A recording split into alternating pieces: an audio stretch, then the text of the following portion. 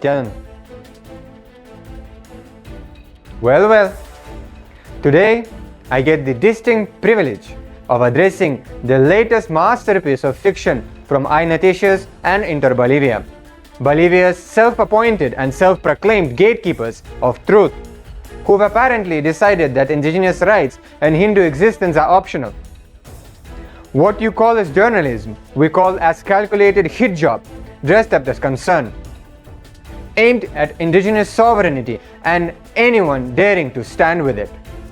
Now buckle up, because we're about to dismantle this clown show with facts, wit, and a mirror for your hypocrisy. Now, about KAILASA'S sovereignty and legitimacy. Let's start with basics. Who died and made iNoticias and Inter Bolivia the arbiters of nationhood? Last time I checked, even the United Nations doesn't get to play the game with red stamp and a gavel. KAILASA ticks every box of Montevideo Convention, be it population, be it territory, be it government, be it ability to enter into international relations, whether you like it or not.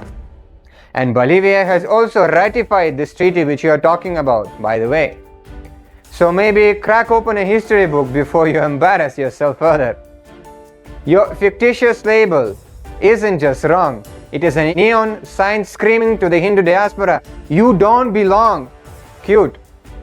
Where have we heard this tune before? Oh right, every time someone's warming up for a pogrom. Nice legacy you've been building up there. Now on agreements with indigenous communities. Oh, bless your hearts. Clutching pearls over conservation partnerships between the United States-based Hindu organization and Bolivian indigenous communities. Newsflash! These aren't land grabs.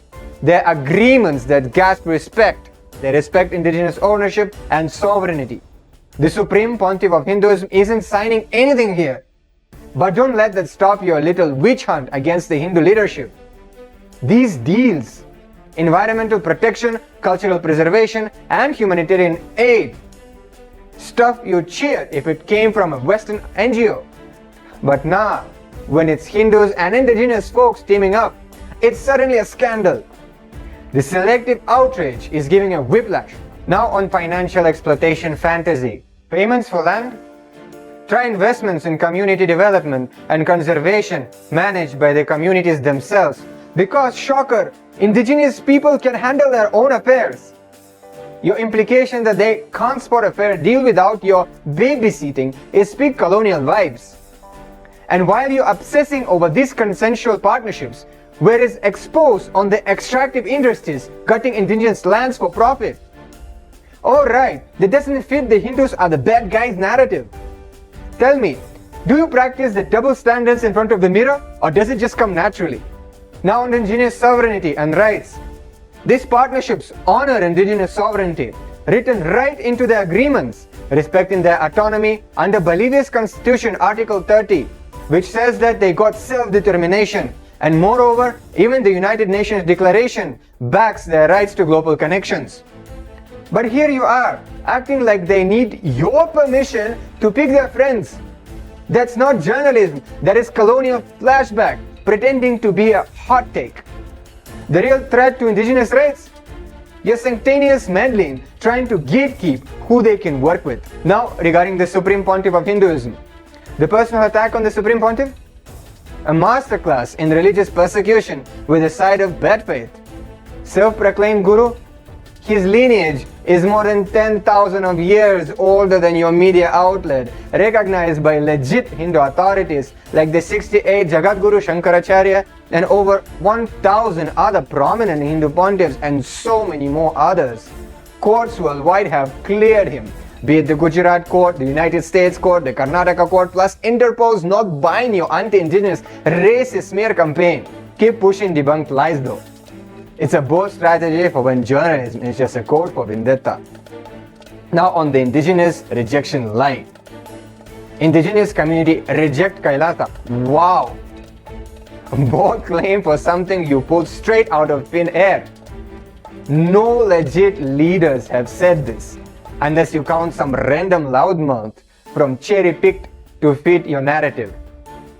You're not just gaslighting, you are trying to puppeteer indigenous voices into divide and conquer racist tactics and playbook.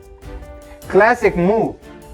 Meanwhile, real communities partnering with Hindus are getting your intimidation threats. Stay classy, Bolivia's finest. Now on the government relations and political controversy. Meeting with officials is controversial now? Someone alert diplomats ever.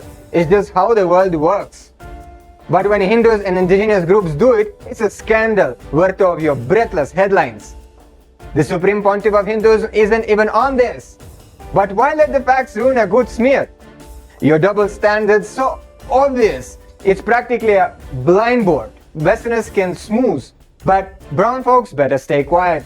Now about the environmental protection, not exploitation. Calling conservation partnerships exploitation is so Orwellian, it deserves a standing ovation. These deals protect biodiversity and fund sustainable practices. Meanwhile, you're mute on the mining and logging outfits actually trashing the place. It's almost like you got an agenda. Nah, couldn't be. Surely Bolivia's media darling are above that. Now about the international representation.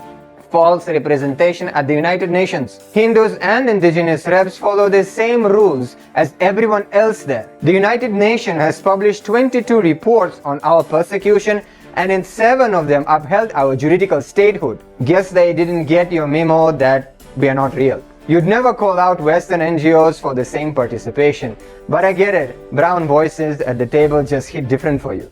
Now regarding the threats, you mean legal notices asking you to stop lying? That's not intimidation, that is accountability. Maybe you should try it sometime. No evidence, no specifics, just vibes. If vagueness were an Olympic sport, you'll take gold. Now about the size and population of Kailasa. Kailasa serves 2 billion born and practicing Hindus globally while having specific citizens. Sorry if that is too nuanced for your headlines. 2 billion inhabitants. A twisted riff of our mission, not censors. And that unknown island of Ecuador bit. Pure fan fiction. Keep workshopping it though. Might take a decent B-movie.